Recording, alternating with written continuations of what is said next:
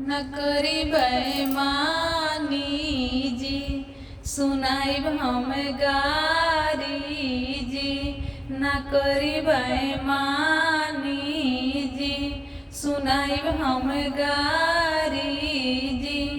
जवन जवन कहानी भसुर जी, मंडप में चढ़ाई जी।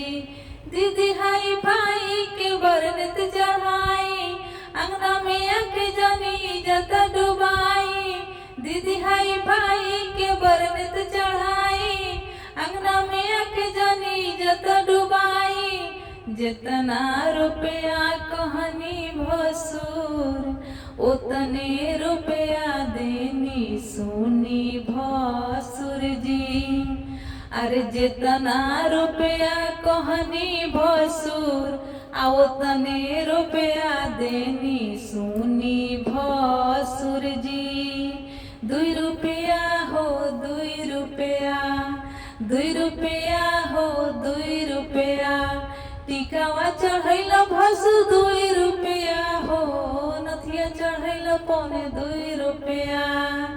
टिकवा चढ़ैल भसुर 2 रुपया, 2 रुपया हो 2 रुपया। कंगन चढ़ैल भसुर 2 रुपया, कंगन चढ़ैल भसुर 2 रुपया। अरे मुट्ठी चढ़ैल पौने 2 रुपया।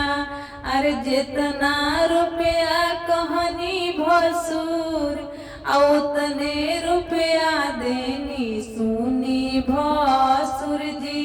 2 रुपया हो 2 रुपया। सिकड़ी चढ़नी भसुर 2 रुपया हो, कंगन चढ़नी पौने 2 रुपया। जितना रुपया मंगनी भसुर, आ उतने रुपया देनी सुनी भसुर जी।